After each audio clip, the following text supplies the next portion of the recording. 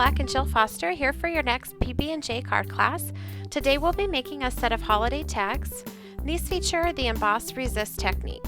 And here's a look at the set that we'll be creating in class today.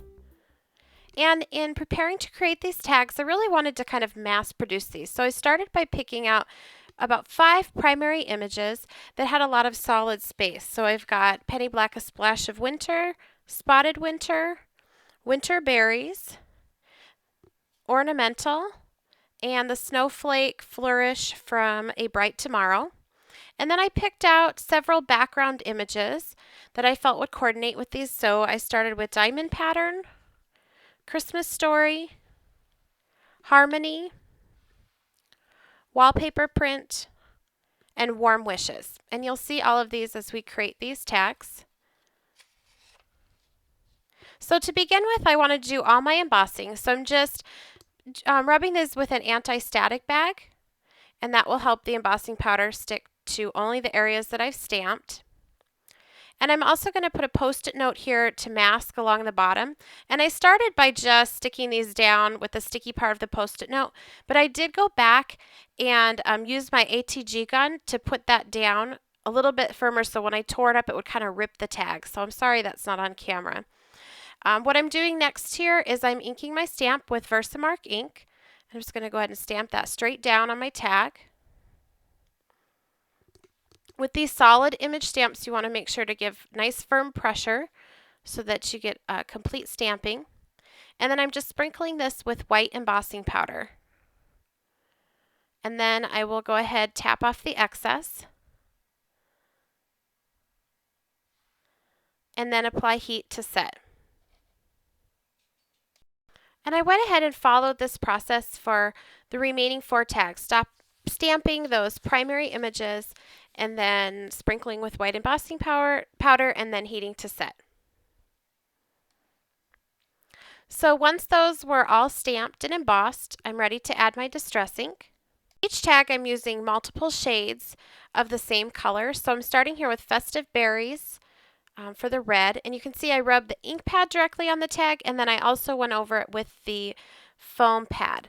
So by putting the ink pad right onto the tag, you get really rich, bold color, but then you can go back in with that foam pad in that same color so that you get in between of all of the areas that have been embossed. That way that image really pops on there. And I just kept going back and forth between the colors and making it nice and rich and dark, but by using more than one shade of the same color. So here, Festive Berries and Fired Brick, you get a nice variation of color in the background. And I'm just wiping that clean with a baby wipe. And now we're ready to do our background stamping. So I've got my background stamp Diamond Pattern by Penny Black, and now I'm using VersaFine Vintage Sepia ink, and I'm going to use this for all of the backgrounds. So I'm just patting that onto my stamp, and then I'm going to lay my tag right over the top. Sort of hold with one hand and rub with the other. And then quickly after removing that, I'm going to buff over the top of my embossed image with a baby wipe. And what I really love is that with the VersaFine ink, some of that ink sort of stays on the embossing, so you get a vintage look instead of a bright white look on your embossing. Now if you wanted it to be bright white, I would just do my background stamping with like a walnut stained distress ink. So here I used some orange and yellow, so Wild Honey now, distress ink.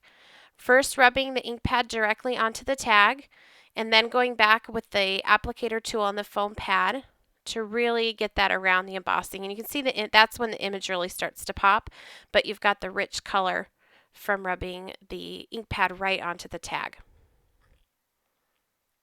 So it was Ripe Persimmon and then Wild Honey on this one. So I'm just rubbing that off with a baby wipe off the embossed areas. And we're ready to do our background stamping. So again, using the VersaFine ink and Vintage Sepia and my background stamp Christmas Story, I'm going to lay that directly on top, hold with one hand and rub with the other. And then before that dries, I'm just going to buff that out on top of the embossed areas using the baby wipe. And again, some of that sort of stays on the white embossing, so it turns it kind of a tan color. So I discovered as I was making this one of my new favorite combinations of distress ink for greens. So I started with pine needles, going back and forth again between the ink pad directly on the tag and the applicator tool. Then evergreen bough. Same thing, first the ink pad and then the applicator tool with the foam pad. And then crushed olive. I just love this combination.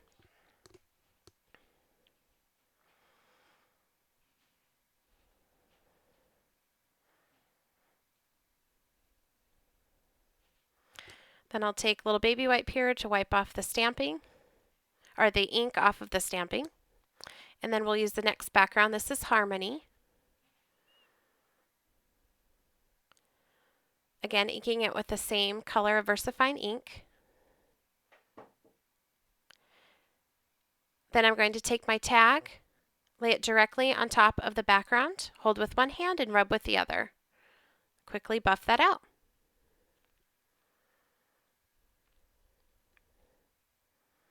So for the next tag, we're doing blue. So I'm starting here with tumbled glass.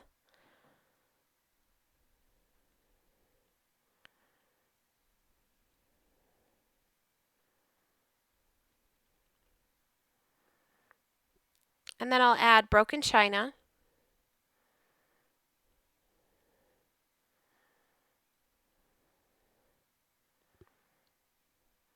And then chipped sapphire.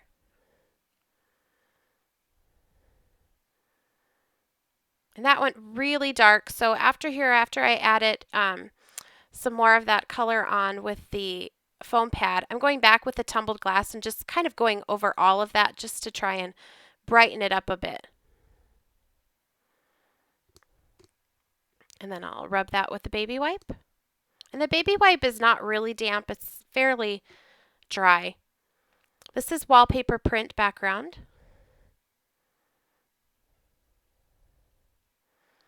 Then I'll lay that tag over the top.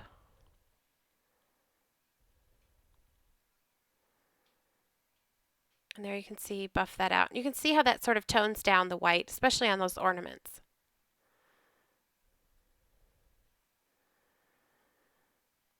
And then for the last tag, I'm using Dusty Concord.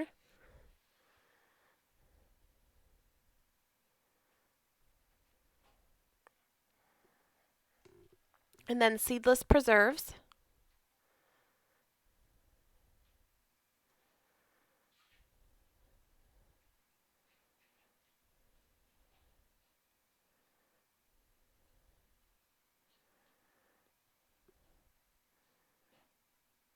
And then the background here is Warm Wishes.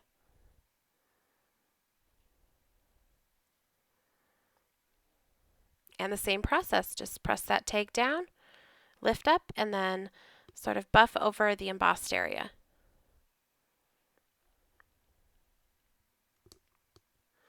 Now I'm also adding gathered twigs, distress ink around the outer edge of the tags and sort of over that oval where the ribbon will go at the top.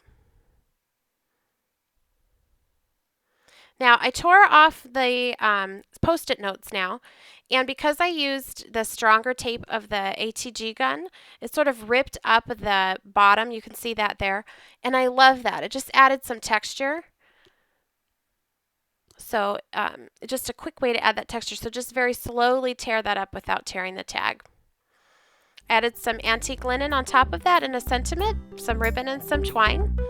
And there's another look at the finished project. Thanks so much for watching, and I have all supplies listed at the end of the video.